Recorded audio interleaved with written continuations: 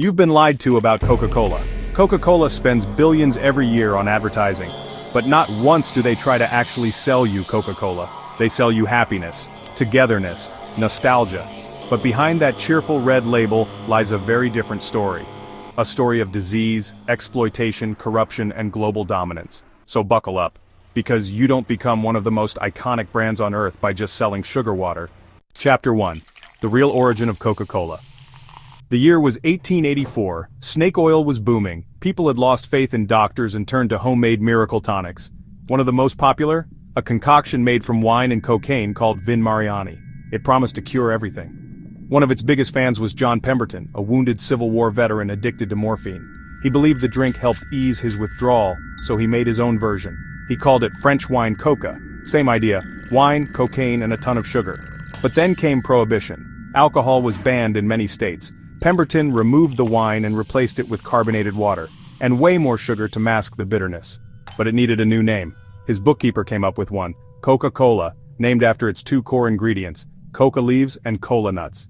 Yes, coca leaves, the ones that contain cocaine. And yes, Coca-Cola absolutely contained cocaine. They deny it today. But records from the time make it clear, the original formula wasn't just addictive, it was pharmaceutical-grade addictive. Pemberton kept marketing it as a health tonic, claiming it could cure headaches, indigestion, and more, but it didn't sell. By 1888, Pemberton was dead, and he had no idea that the sugary medicine he brewed in a pharmacy would soon become a global empire. Chapter 2. Building a brand, not a beverage. Just before he died, Pemberton sold the formula to a man named Asa Candler for just $2,300. Candler quickly bought up the rest of the company, and quietly burned all the early records. From there, he launched one of the most aggressive advertising campaigns in American history. Banners, barns, coupons, Coca-Cola was everywhere. He gave away free drink coupons to pharmacy customers, knowing the sugar, caffeine, and coca content would get people hooked. Soon, Coke dropped the medicine angle. Instead, they marketed it as a feel-good refreshment for everyone. The brand exploded. They paid athletes, celebrities, and even Santa Claus to appear in Coke ads. Yes, Coca-Cola helped invent the modern image of Santa. Attractive Coca-Cola girls became ad staples. They even hired statisticians to study traffic patterns and optimize billboard placement. Coke was no longer just a product, it was a lifestyle. And when two lawyers approached Candler about bottling it, he thought it was a joke. But they offered to take on all the costs. So he agreed for just $1. The bottling exploded. But there was a catch. Candler never put an end date or price adjustment in the contract. That $1 deal cost Coca-Cola millions in lawsuits for decades. Still, the drink's popularity soared, not because of what it tasted like, but because of how it made people feel. Chapter 3. Coca-Cola goes to war. Then came World War II. Sugar was rationed. Most companies had to cut back. But Coca-Cola? They convinced the US government that Coke was an essential wartime supply. Seriously. They argued it boosted morale, they lobbied hard, and they won. While other companies suffered, Coca-Cola got special treatment. They even promised to sell Coke to every soldier in the world for just 5 cents. The public loved it, the soldiers loved it. But behind the scenes, Coca-Cola made a deal. The US would help them build 64 bottling plants around the world, expanding their global reach. Coca-Cola technicians were treated like wartime heroes, installing equipment right alongside tank repair crews.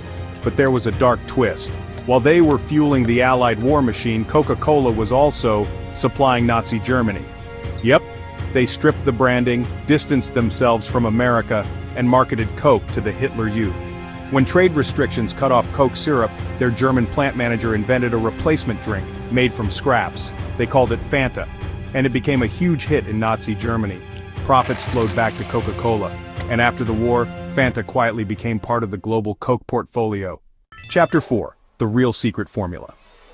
Coke loves to talk about their secret formula. It's locked in a vault, only 2 people know it. But here's the real secret. The formula doesn't matter. You could replicate it tomorrow. You still wouldn't beat them, because what Coca-Cola really sells is access. They pay schools hundreds of thousands to stock only Coke in vending machines. They strike deals so kids grow up with Coke, and only Coke, everywhere they go. They sell toys, movies, board games, claiming they're for adults but targeting kids. They bought Columbia Pictures in the 80s just to push Coke into more films, and they've spent billions tying their brand to sports, fitness, and Christmas cheer. while simultaneously becoming a key driver of childhood obesity and type 2 diabetes. Studies linked soft drinks to serious health issues, so Coke funded their own studies, which shockingly found no problem. They lobbied against sugar taxes, donated to friendly politicians, and expanded into bottled water with Dasani, which turned out to be glorified tap water. In India, Coke was accused of contaminating groundwater and ruining farmland. In Colombia, they were linked to union violence and death squads at bottling plants. In Mexico, they got sweetheart water deals under a president who used to run Coke Mexico. There used to be water, now there's Coke. Chapter 5. New Coke. The greatest disaster that worked. By the 1980s, Coke had a new problem: Pepsi. Pepsi's blind taste tests showed more people preferred their flavor, and Coke was quietly losing market share. So they did something radical. They changed the recipe. New Coke launched in 1985. The backlash was instant. People were furious. Thousands of calls and letters poured in. Some said it was like changing the color of grass. Others said it felt like Coke had erased their childhood. Within months, Coke brought back the old formula, rebranded as Coca-Cola Classic. Sales skyrocketed, the public rejoiced. Some thought it was all a brilliant PR stunt. It wasn't. New Coke was a massive miscalculation. But it ended up strengthening the emotional bond people had with the original. Here's the kicker. In blind tests, people preferred New Coke. But they didn't care. They wanted the version they grew up with, even if it technically tasted worse. And that's the power of marketing. Coca-Cola doesn't sell soda, it sells feelings, memories, comfort, identity. And no matter how many controversies pile up, no matter how much damage is exposed, people keep coming back.